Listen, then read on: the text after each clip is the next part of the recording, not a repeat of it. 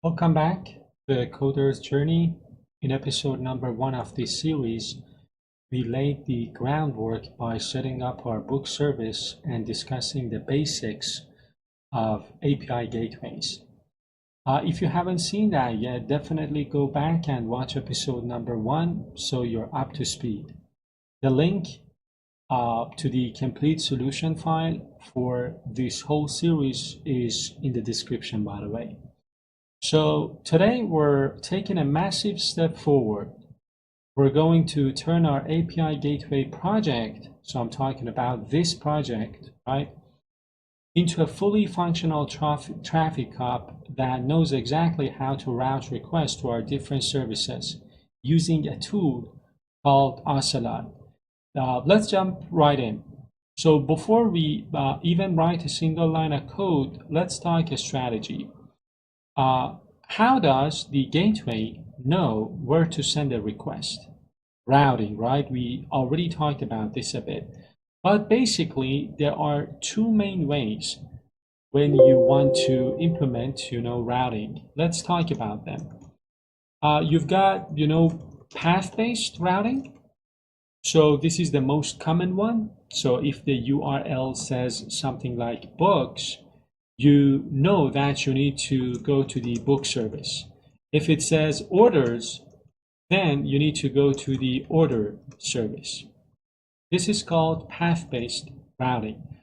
There is also host-based routing, which uses the host name, the domain name, like books.myapi.com or orders.myapi.com.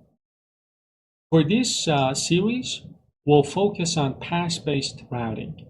And in the world of ASP.NET Core, you have two heavyweight champions to implement API gateways.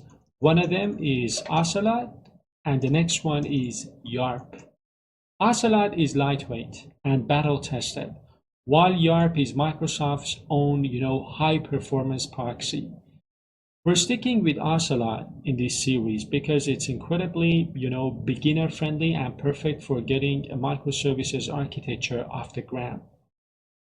In order to configure Ocelot and, start using Ocelot, we need to pull the Ocelot libraries into our API Gateway project. We can use the NuGet packages window or NuGet package manager window. We can use .NET CLI, or we can directly update the CS.proj file by putting the reference to the package inside of this file. So I am adding a package reference to Ocelot version 24.10. So by adding this dependency, we are going to be able to use Ocelot for our routing. And the next step would be to create the brain of our gateway. So we will create, a JSON file called ocelot.json, which will contain the mappings between the upstream paths to our internal downstream services. So I'm going to add this, file. I'm going to need a file called ocelot.json. And I have already created, the content of this file beforehand. So I'm going to paste it and we will talk about the most important parts. But basically the file itself speaks for itself. It's a simple configuration. However, let's break this down. The first thing that I would like to talk about is this portion, upstream path template.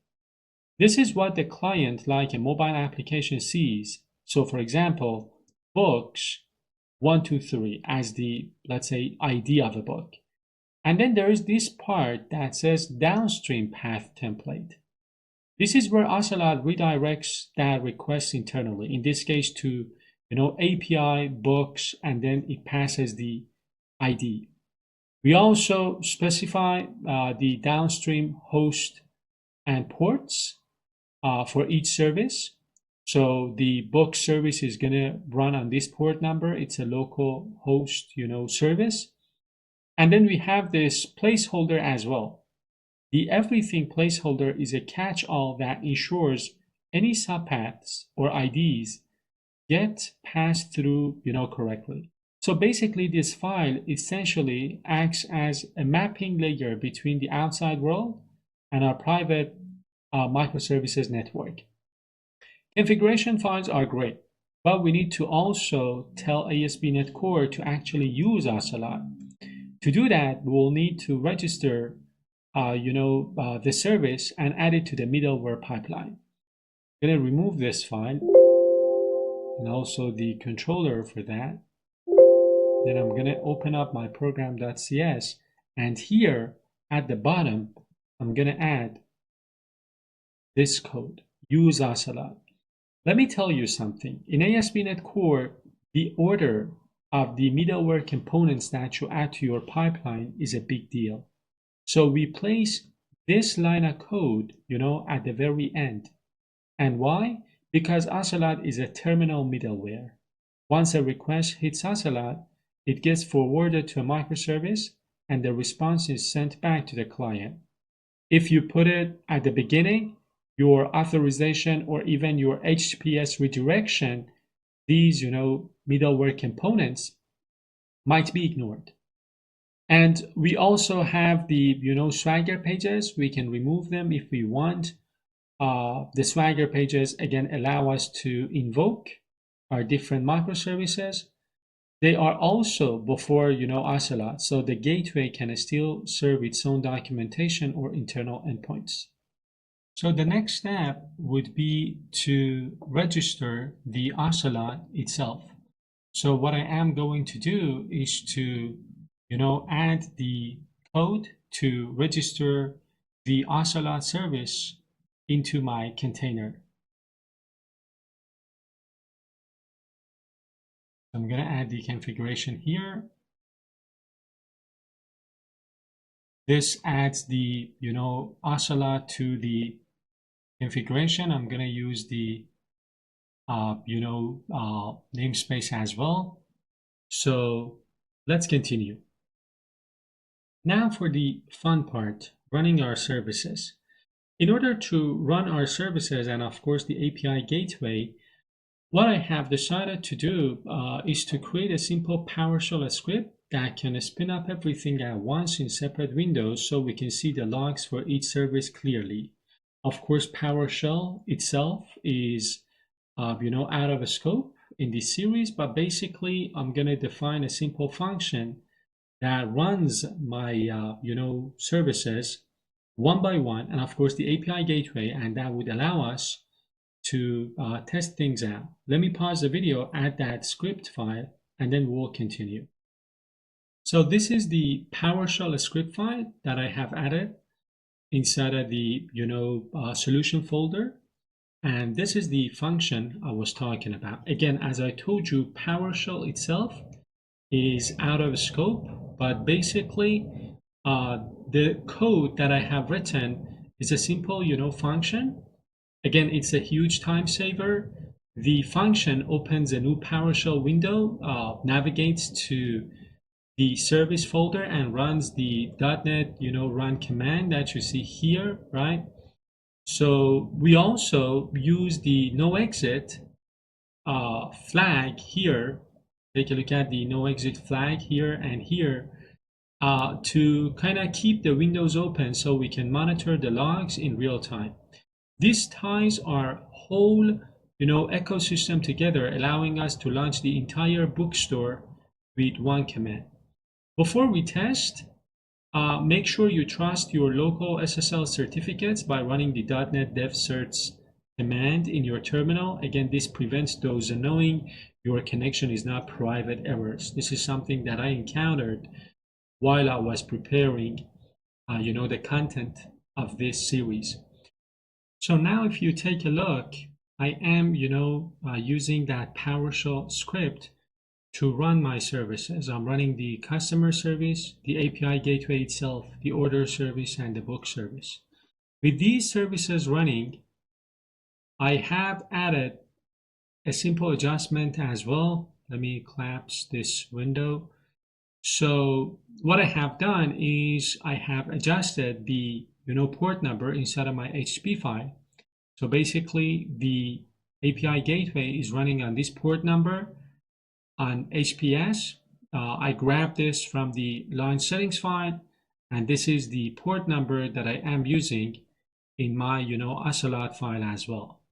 Now I can go to the HTTP file and send this request to see if the request is routed to the books service, and if I receive the books as the response. I'm going to click this, and as you can see, I get the response from my downstream microservice. We can also take a look at the logs for the services to see that the request has been actually routed to this downstream microservice. So if you take a look, these are the logs that I have inside of the API gateway service.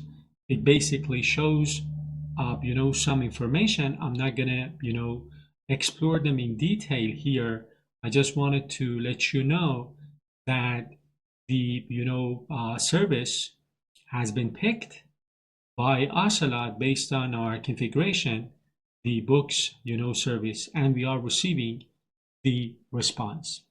So a very simple but practical let's say setup, and Ocelot is successfully passing through or routing the request to the corresponding microservice. Ocelot isn't just a pass-through, remember that.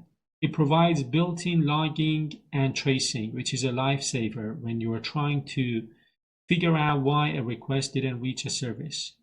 By centralizing our routing, we've made our system much easier to manage. So again, to wrap up, remember the flow from our client to our API gateway, and then to our downstream microservice. The response is generated there. Again, it is sent to our gateway and then to the client. And that's it for episode number 2. Up to this point, we've successfully configured Ocelot. We've set up automated service launching using PowerShell, and we verified that our routing works using our GET requests. In the next episode, we're going to continue implementing new features. We're going to talk about things like aggregation, which is how we can call multiple services and combine their data into one response, and how to perform transformations probably on the fly. Again, if you're enjoying this journey, don't forget to subscribe and hit that like button. It really helps the channel out. Stay tuned for the next video, and I'll see you in the next one. Happy coding.